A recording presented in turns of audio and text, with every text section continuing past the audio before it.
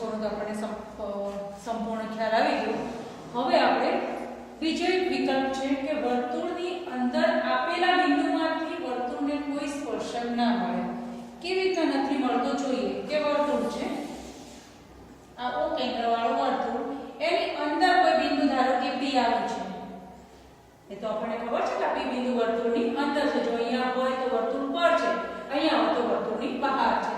તો વર્તુળની અંદર આવેલા કોઈ બિંદુ P છે એને એમાંથી કે વર્તુળને કોઈ સ્પર્શક ના મળે, આમાંથી આપણે કોઈ રેખા દોરીએ તો આ વર્તુળને કોઈ સ્પર્શક ના મળે, કેમ કે આ રેખા તો એની શું બની જાય, છેદિકા બની જાય. આમ આપણને એક વસ્તુ મળી કે વર્તુળની અંદર આવેલા બિંદુ P માંથી વર્તુળને કોઈ સ્પર્શક ન મળે, પરંતુ શું મળે, એ છેદિકા મળે.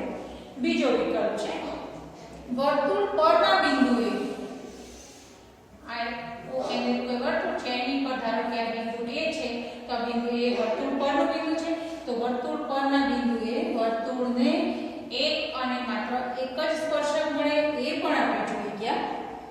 ત્રીજો વિકલ્પ મહત્વનો છે. ત્રીજો વિકલ્પ આપણને કહે છે કે વર્તુળની બહારના બિંદુમાંથી, આ કોઈ વર્તુળ છે ઓ કેન્દ્રિત, એની બહાર કોઈ આવેલું બિંદુ, ગમે તે જગ્યાએ કોઈ બિંદુ આપણે ધારો કે P બિંદુ લીધું છે, તો વર્તુળની બહારના બિંદુમાંથી વર્તુળને બે સ્પર્શકો મળે છે. આ એક સ્પર્શક ધારો કે P એ બિંદુએ એક સ્પર્શક અને બીજો સ્પર્શક B બિંદુએ ધારો કે બીજો સ્પર્શક. તો આમ કોઈ બિંદુ P જો વર્તુળની બહાર હોય તો એ બિંદુમાંથી વર્તુળને બે સ્પર્શકો મળે. એવો ત્રીજો કોઈ સ્પર્શક તમે ના દોરી શકો કે જે બિંદુ P માંથી પસાર થતો હોય અને વર્તુળને સ્પર્શતો હોય, એવો કોઈ ત્રીજો સ્પર્શક દોરી ના શકાય. આપણી પાસે ત્રણ વિકલ્પો આવે કે વર્તુળની અંદર આવેલા કોઈ બિંદુમાંથી વર્તુળને એક પણ સ્પર્શક દોરી શકાતું નથી, કેમ કે એ તો શું બનશે, છેદિકા બનશે. વર્તુળ પર આવેલા બિંદુમાંથી ફક્ત એક અને માત્ર એક જ સ્પર્શક દોરી શકાય છે, જ્યારે વર્તુળની બહાર આવેલા બિંદુમાંથી વર્તુળને બે સ્પર્શકો દોરી શકાય છે.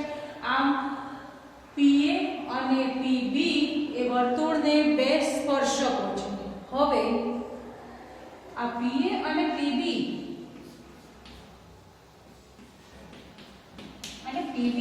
બે સ્પર્શકો છે. જો આને આપણે આગળ લંબાવી દઈએ તો રેખા પણ કહી શકાય, પણ P બિંદુમાંથી પસાર થવું જોઈએ. બિંદુ P આ છે આપણું, તો રેખા P લખો, રેખા PB લખો, તો આમ આગળ આકૃતિ લંબાવવી પડે.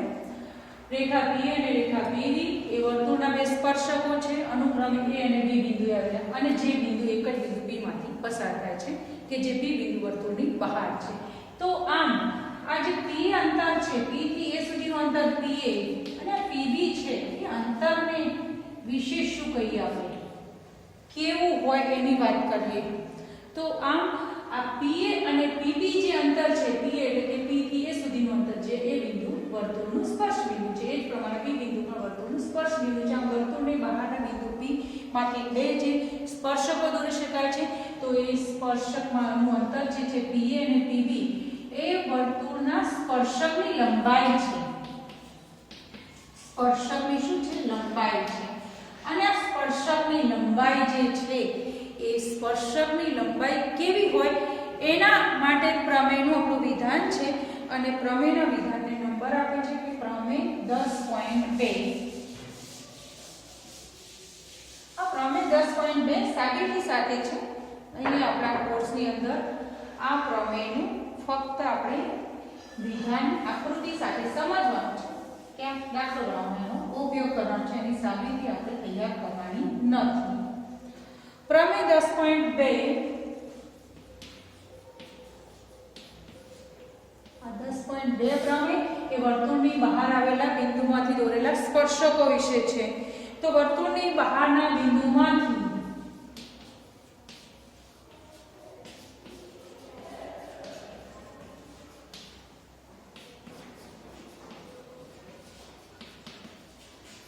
વર્તુળને દોરેલા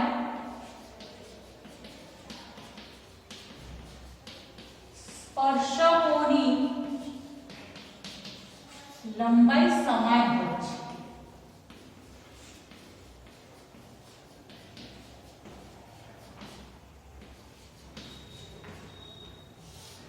ખાસ વસ્તુ સમજીએ આપણે.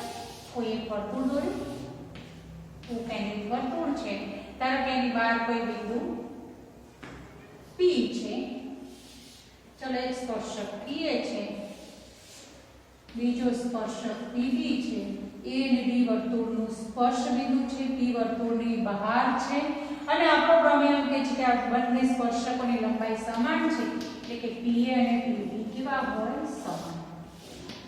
PA અને PB સમાન. આપણે એક આકૃતિ દોરી, અહીંયા O થી B ને જોડી તો OB શું છે? ત્રિજ્યા છે. ત્રિજ્યા પ્રમેય 10.1 મુજબ આ એને લંબ હોય ને. B એ પણ વર્તુળનું શું છે? સ્પર્શ બિંદુ છે. O વર્તુળનું કેન્દ્ર. તો O અને A ને જોડતો એક રેખાખંડ દોરીએ તો રેખાખંડ OA પણ વર્તુળની ત્રિજ્યા છે અને આ ત્રિજ્યા OA એ પાછા આ સ્પર્શક PA ને પાછું અહીંયા આ બિંદુએ લંબ. અહીં આકૃતિ જુઓ, આપણને O B P એ ચતુષ્કોણ બને, એમાં બે ખૂણા કાટખૂણા. જો આપણને આ ખૂણો જાણતા હોય તો આ ખૂણો શોધી શકાય ચતુષ્કોણના ચારે ખૂણાનો સરવાળો 360 મુજબ. જો આપણને આ ખૂણો જાણતા હોય તો આપણે આ ખૂણો શોધી શકીએ. આ સિવાય બીજું પણ એક જોઈએ કે અહીંયાથી એક રેખાખંડ OP દોરીએ, વર્તુળનું કેન્દ્ર O અને બિંદુ બહારનું બિંદુ P ને જોડતો એક રેખાખંડ OP. આ OP દોરવાથી આ ચતુષ્કોણના બે ભાગ પડી ગયા, એક આ ભાગ છે અને એક આ ભાગ. બંને ત્રિકોણ છે. આ બંને ત્રિકોણ કેવા છે? આપણે ત્રિકોણવાળા ચેપ્ટરની સાપેક્ષમાં જોઈએ તો બંને ત્રિકોણો કેવા છે? એકરૂપ ત્રિકોણો છે. કેવા છે? એકરૂપ. જુઓ, PA અને PB સરખા, PA અને PB સરખા. કયો નિયમ? વર્તુળનો પ્રમેય 10.2 મુજબ કે બે સ્પર્શકોની લંબાઈ સરખી. PA અને PB સરખા. પછી OA અને OB સરખા. આ વર્તુળનો OB અને આ વર્તુળનો OA એ પણ સરખો, કારણ વર્તુળની ત્રિજ્યા છે. અને આ OP જે છે એ બંને ત્રિકોણોમાંની સામાન્ય બાજુ છે. સામાન્ય બાજુ તો સમાન જ હોય. આપણે ઘરની વચ્ચે બે રૂમ વચ્ચેની દીવાલ હોય, આ દીવાલ આ રૂમની છે, આ દીવાલ બાજુવાળા રૂમની છે અને બંનેની લંબાઈ આ રૂમ માટે અને પેલી રૂમ માટે બંને સમાન જ છે, કોમન જ છે. માટે આ કોણ બંને માટે સમાન જ છે. OP બરાબર OB. તો આપણે જોઈએ તો બાજુ બા શરત મુજબ બે ત્રિકોણો કેવા થયા? એકરૂપ થયા. ત્રિકોણો એકરૂપ તો એના અનુરૂપ ખૂણાઓને પણ આપણે સરખા સાબિત કરી શકીએ અને જોઈ શકીએ. જો આમાં B ખૂણો 90 નો, તો આમાં A ખૂણો 90 નો છે, તો આનો આ ખૂણો જેટલો હોય એટલો જ આ ત્રિકોણ માટે આ ખૂણો બને અને આ ત્રિકોણ માટે આ ખૂણો જેટલો બને તો આ મળે. આમ કોઈ આ પ્રમેયની મદદથી કોઈ ત્રિકોણના ખૂણાઓ કે સ્પર્શકથી બનતા ખૂણાઓ કે સ્પર્શક વર્તુળની બહારના આવેલા બિંદુમાંથી દોરેલા સ્પર્શકથી રચાતા ખૂણાઓ પણ શોધી શકાય છે. સ્વાધ્યાય 10.2 ની અંદર આપણે કેટલાક દાખલાઓ છે અહીંયા જોઈએ કે બિંદુ Q માંથી વર્તુળને દોરેલા વર્તુળના સ્પર્શકની લંબાઈ આપી છે આપણને 24 સેમી. આપણે એકવાર દોરીએ. આ કોઈ O કેન્દ્રિત વર્તુળ છે અને Q માંથી સ્પર્શક દોરવાનો છે. તો આ બિંદુ આપણું Q છે, Q માંથી એક સ્પર્શક દોર્યો છે. તો વર્તુળના સ્પર્શકની લંબાઈ આપી છે 24 સેમી અને વર્તુળના કેન્દ્રથી તેનું અંતર, વર્તુળના કેન્દ્રથી તે બિંદુનું અંતર છે 25 સેમી.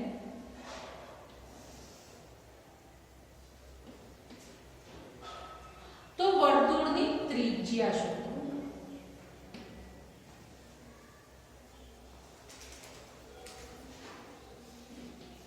આ બિંદુ Q એમાંથી વર્તુળને એક સ્પર્શક દોર્યો છે. આ સ્પર્શકની લંબાઈ છે 24. આ બિંદુનું નામ આપી દઈએ કે બિંદુ P આપણું વર્તુળનું સ્પર્શ બિંદુ છે અને આપણે આ વર્તુળની ત્રિજ્યા શોધવાની છે. અહીંયા આપણે કહ્યું હતું કે વર્તુળનો સ્પર્શક વર્તુળની ત્રિજ્યાને સ્પર્શ બિંદુએ લંબ હોય છે. એટલે આપણે અહીંયા કાટખૂણો થાય આપણને ખબર પડી ગઈ. કાટખૂણો થાય તો ત્રિકોણ OPQ બને. OPQ ત્રિકોણ કેવો છે? કાટકોણ ત્રિકોણ છે. આ OQ આ કાટકોણ ત્રિકોણ માટે કર્ણ બનશે. OP આપણા વર્તુળની ત્રિજ્યા છે જે આપણે શોધવાની છે. માટે અહીંયા પાયથાગોરસ વાપરીએ તો પાયથાગોરસ મુજબ કર્ણનો વર્ગ OQ² બરાબર OP² PQ².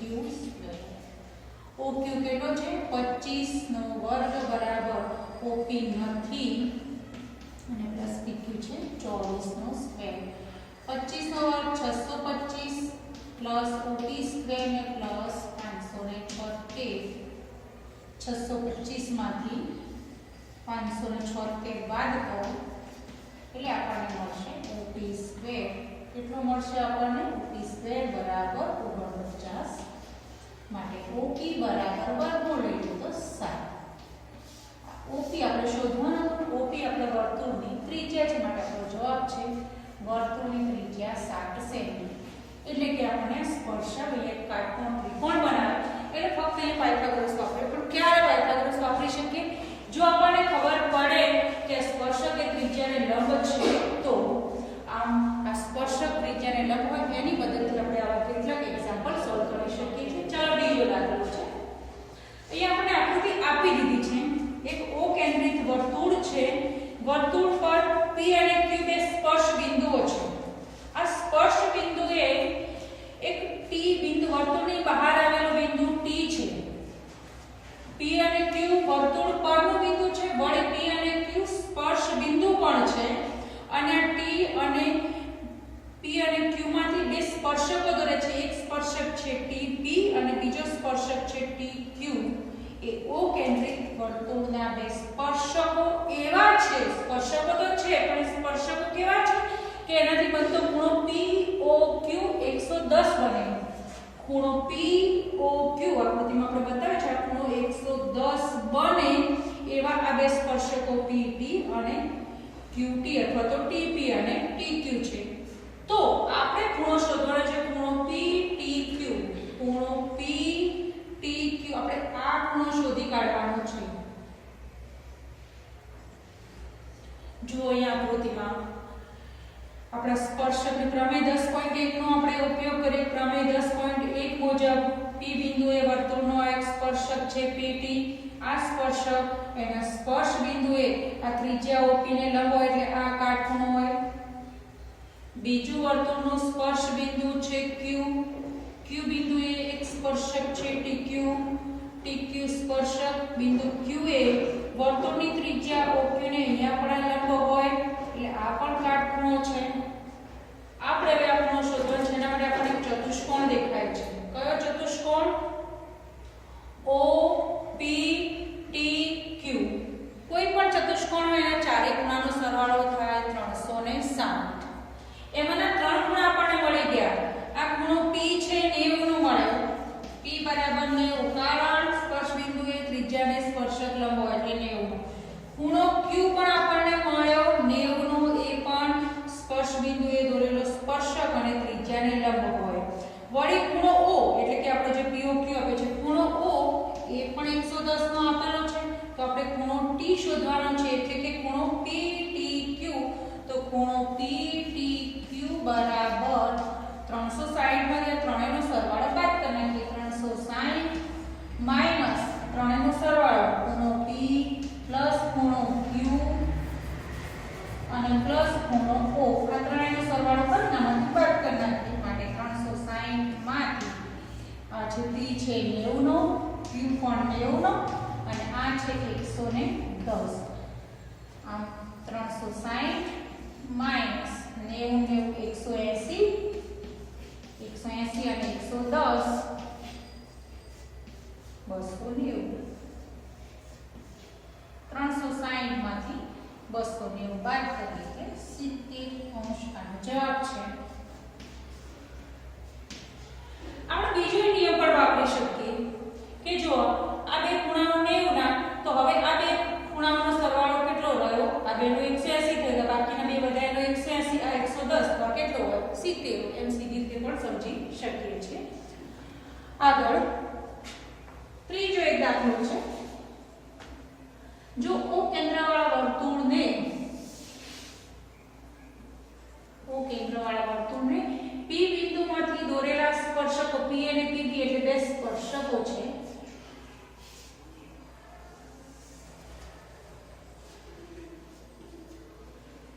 PA આ બિંદુ P વર્તુળની બહાર છે ત્યારે જ બે સ્પર્શકો દોરી શકાય. PA અને PB બે સ્પર્શકો છે. PA અને PB અને એમની વચ્ચે એટલે કે PA અને PB વચ્ચે 80 નો ખૂણો રચાય છે. આ ખૂણો 80 છે.